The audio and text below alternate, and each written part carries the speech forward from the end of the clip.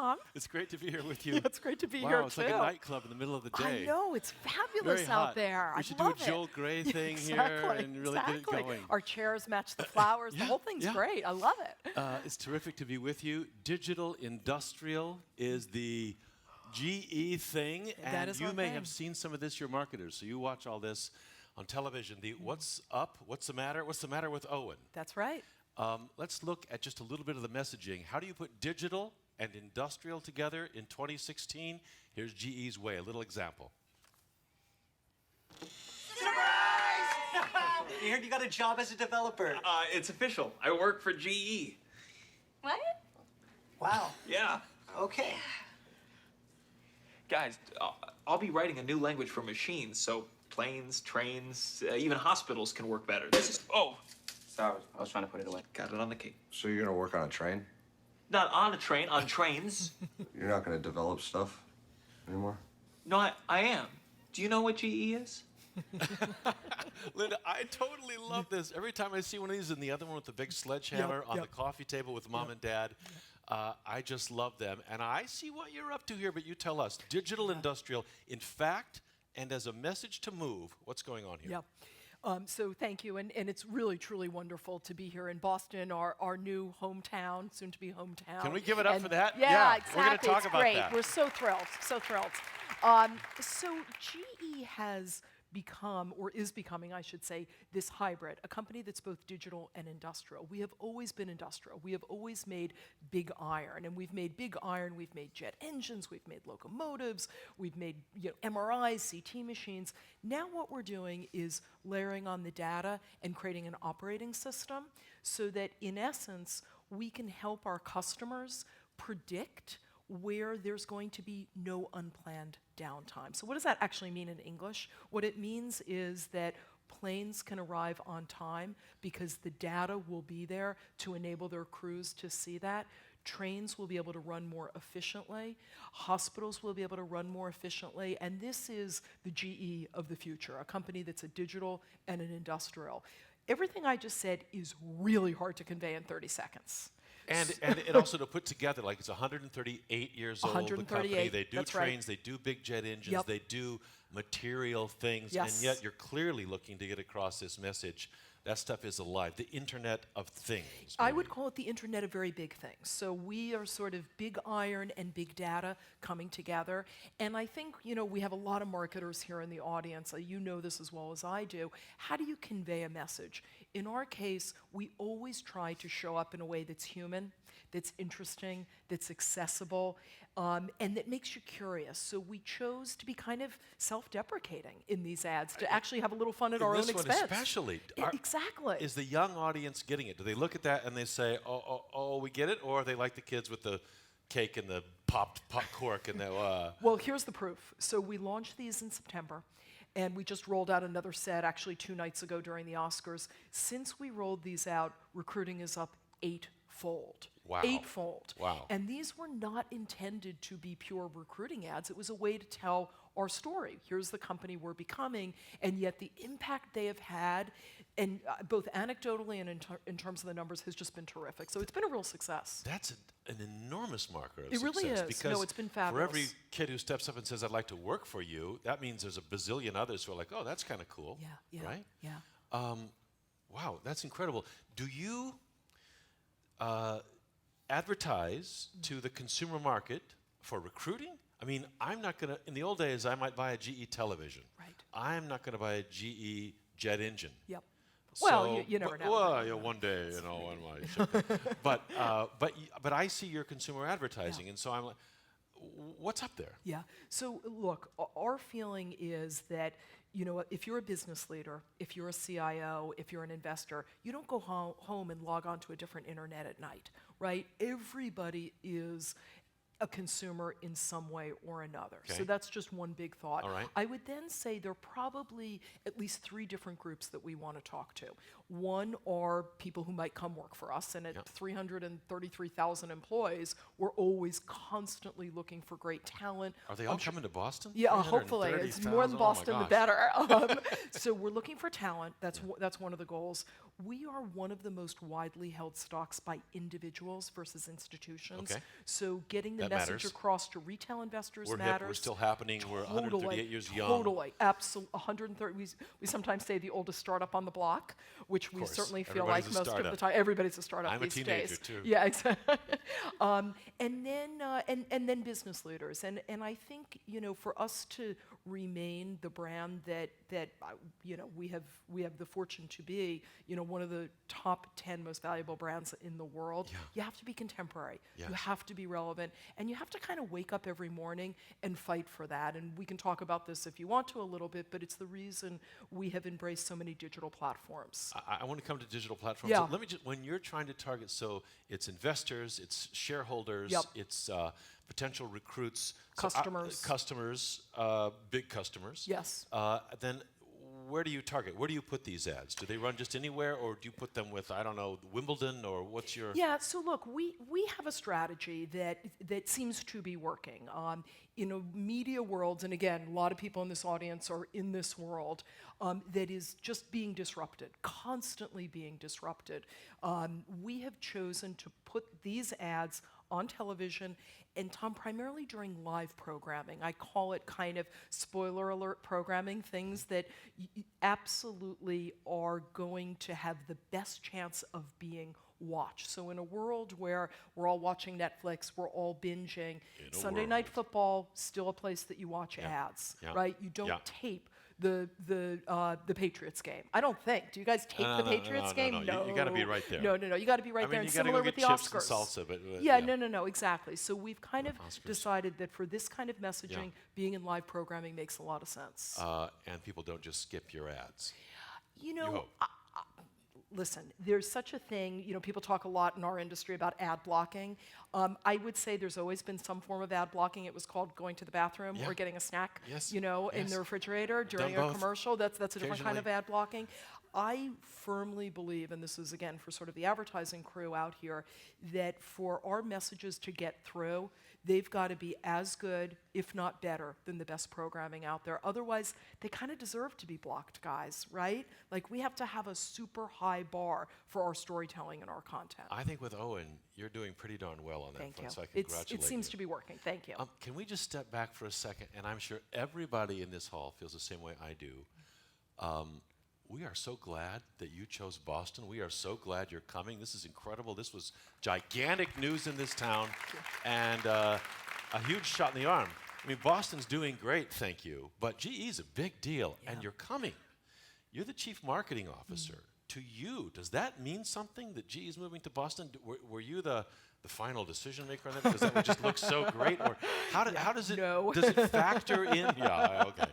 Yeah, Does they it- called me. Yeah. So it's real. It's really. Linda, we just don't know what to do. Which one?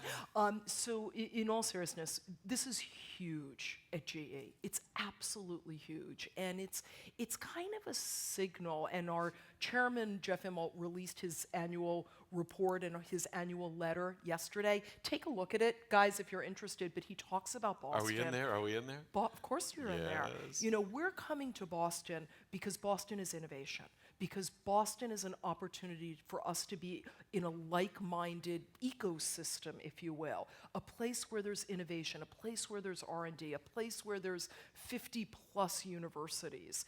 And that's the future for us. The future for us is not a giant headquarters in a suburb. It's being part of a vital city. And we literally, Tom, could not be more excited. It's thrilling to the people at GA. And as the chief marketing officer, is that wind in your sails in some Yeah, way, that affiliate, that absolutely. association? 100%. I mean, I spend a lot of time, my team spends a lot of time with the startup community, and I think to be able to spend even more time with the startups here, some of which we've already invested in. GE Ventures has invested in Rethink Robotics and 1336 and some others, but absolutely from that point of view.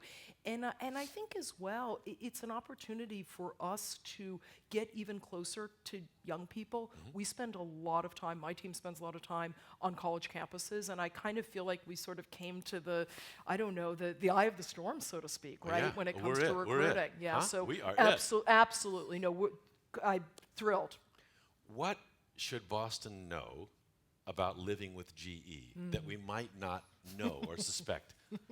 What a good question. I guess I would say that we are a company, I think Jeff put this in his letter, and I thought it was really great, that sort of is a mix of contemporary and paranoid. And I thought that was a lovely expression. Contemporary as in, we really are constantly in motion, right? We go all the way back to our founder, Thomas Edison. He found 5,000 ways in which the light bulb didn't work, but he ultimately found the right way. So we are really iterative. We're iterative as a business. We're incredibly iterative as a marketing function. We are a bit promiscuous. We spend a lot of time with a lot of different agencies, a lot of different partners. We get great ideas that way. That might not be something you know. In terms of paranoid, I actually think this is right. You know, for any company, and certainly for one that is big and established, you have to be worried about the startup, the disruptor in the garage. And I think, help us guys disrupt. Come to us with your ideas. And I would say, I think you will be absolutely amazed at what an eager audience we are. Now, that may lead to 1,000 email solicitations after this, but I think as we get rooted in Boston, we really are so keen to be part of the community. And by the way, we're going to have, I think I mentioned this to you backstage, we're going to do an event April 4th, and we'll be talking about, at that point, some of our philanthropic efforts and making some other announcements. Jeff will be up here then. I mean, well, we are all interested exactly where you're going to be, how you're going to be configured, what the presence is going to look and feel like. Yeah. Do you have a drawing in your... Yeah, no, let me pull it out. So April 4th, we'll make an announcement about the site. The way we're thinking about this, we're going to have about 800 people up here. Okay. And what I think is particularly interesting, Tom, is a couple hundred of them will be corporate folks, you know, people that sort of look and act like me. But a lot of them will be people that are from our digital group. So we talked earlier about digital industrial. Yeah. We're putting what we call a digital foundry here. So we'll have software engineers, we'll have CS folks, we'll have user experience people. And then we announced a new co in the fall called Current, which is a company that is all about energy efficiency. They will be based here. That's cool. So I love this idea that it's corporate, but it's also some of our businesses like Current, and then it's kind of where the future's going, and that's where our digital industrial folks will be here. So that'll kind of be the composition. That's totally great. I'm still making notes There about you go. a bit promiscuous. Awesome. Also contemporary and paranoid. Yes. It's all great. You are famous for adopting new media platforms early. Yep.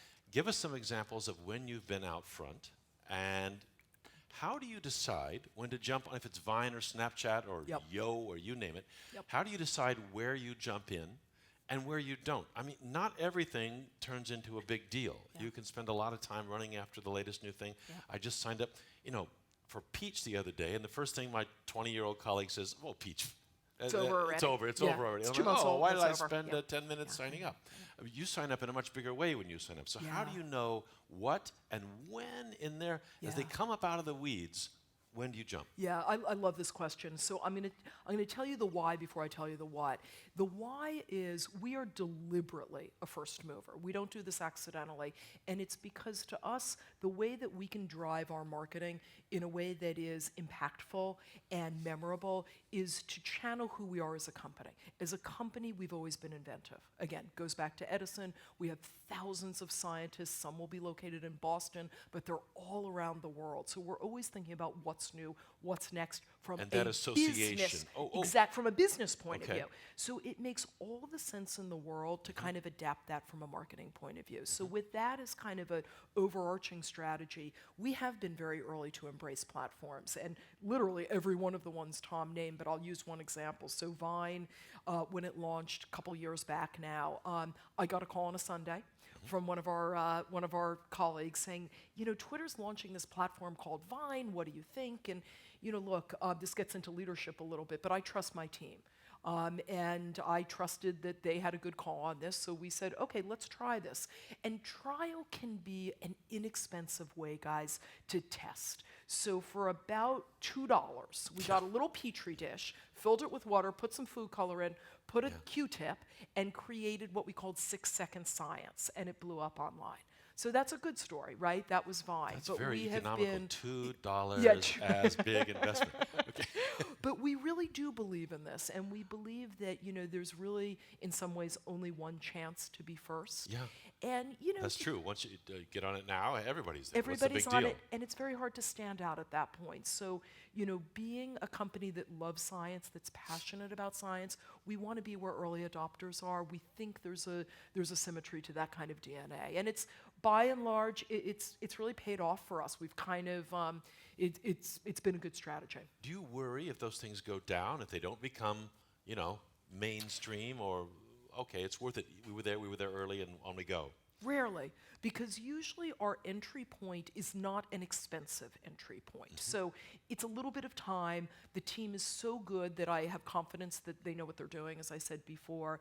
And, there have been plenty of platforms that we've been on that sort of either faded away or, sort of stopped being interesting. I'm comfortable with that. Can we talk for a second? There are a number of women in the audience, Yep. like 1,000. Can we talk about women and GE and your career? Yeah. How did GE look to you as you approached it as a woman? Did it matter that you were a woman? Did you size it up for its woman friendliness? Did you look at the board of directors or at the top of the org chart?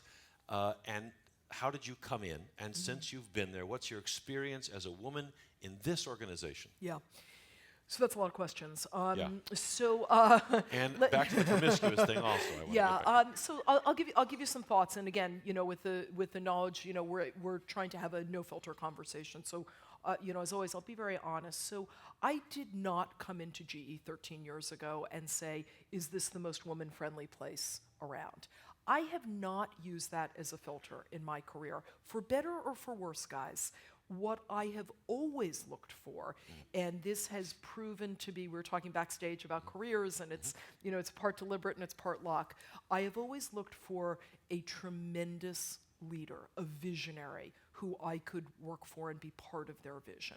That person, in the case of GE, was Beth Comstock. I interviewed with her 12, 13 years ago, and I said, that's a woman I want to work for. Who was your predecessor as As Chief Marketing CMO. Officer and now is Vice Chair of GE's GE. first ever woman vice chair, which is a real point of You pride chose for us. well. I chose well. I chose well. So, would I have entered GE if Beth were Beth but a man? Yes, because what she represented in terms of vision and intelligence and motivation was there. That being said, I think it is incredibly important that we make that extra effort as women to help one another. I just feel that way. And maybe it's at this point in my career, I have the good fortune to be able to do that.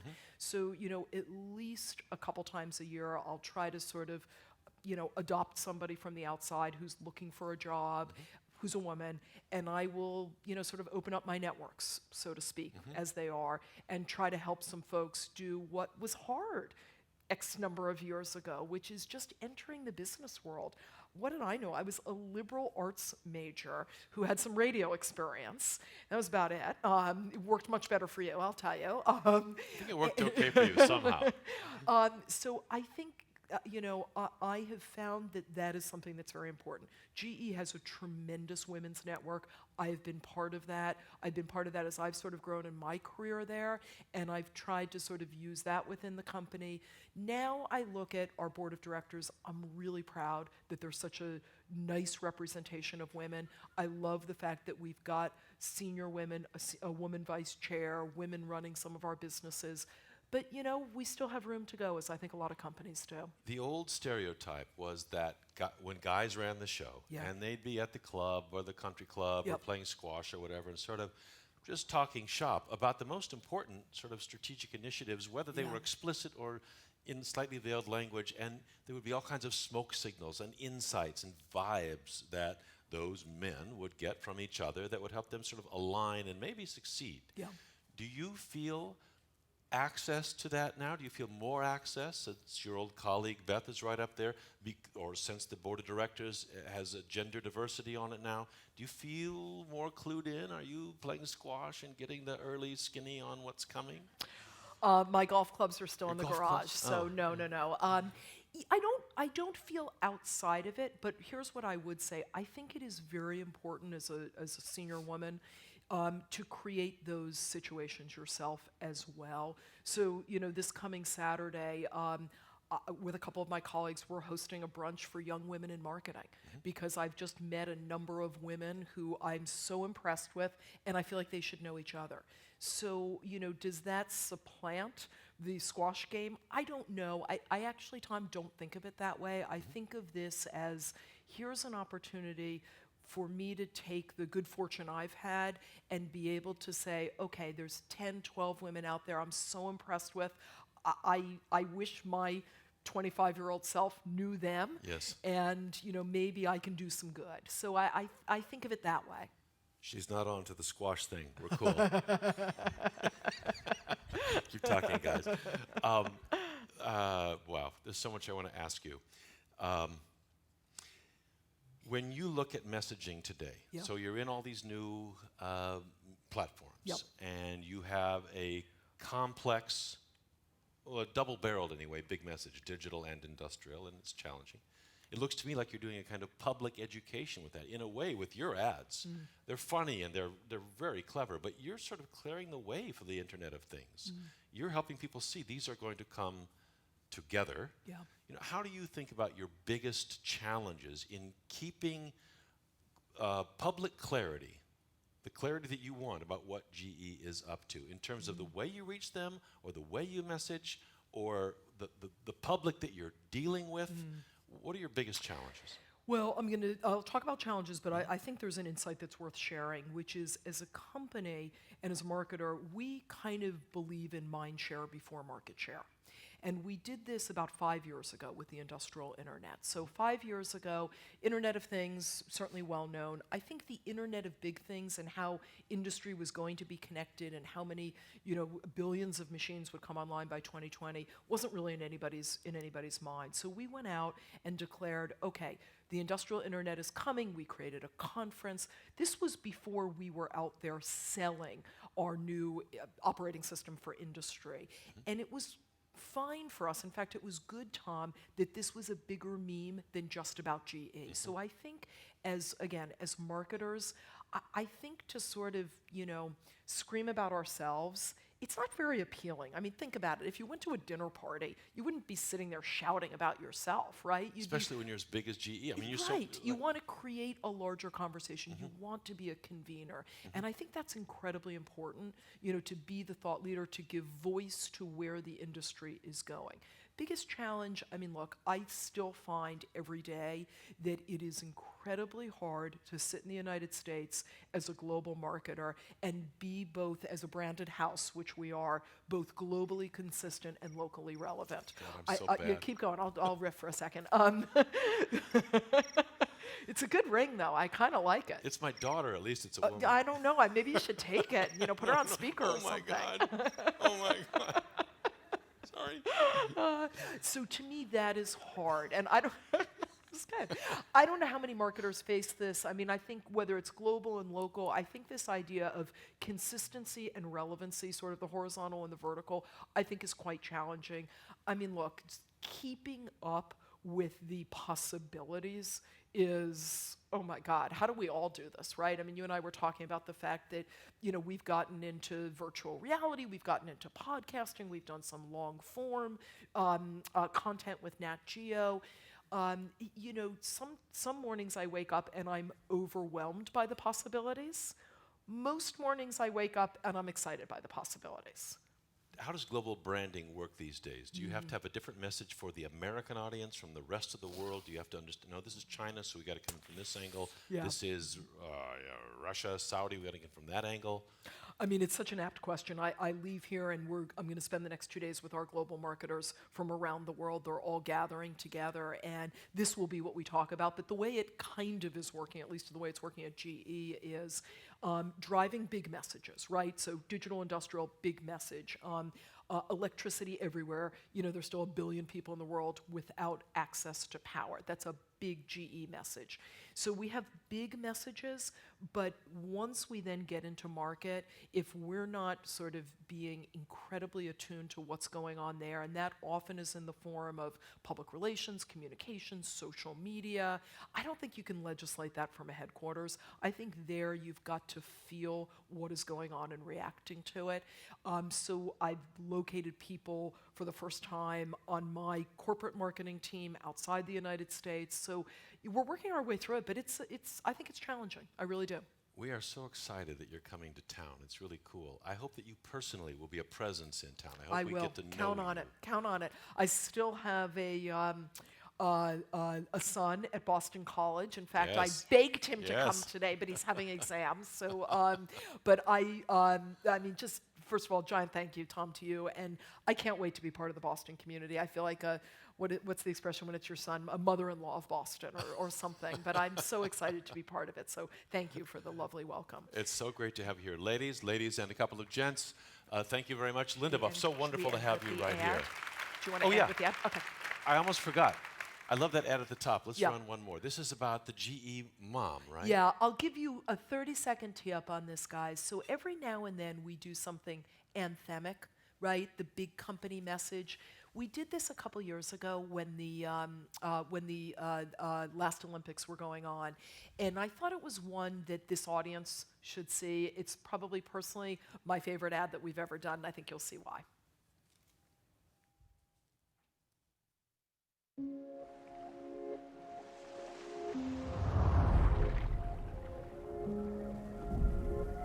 My mom, she makes underwater fans that are powered by the moon.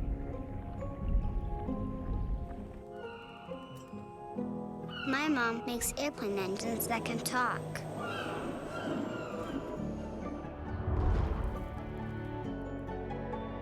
My mom makes hospitals you can hold in your hand. My mom can print amazing things right from her computer.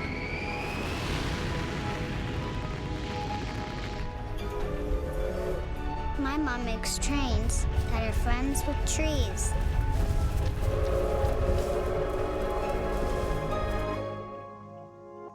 My mom works at GE.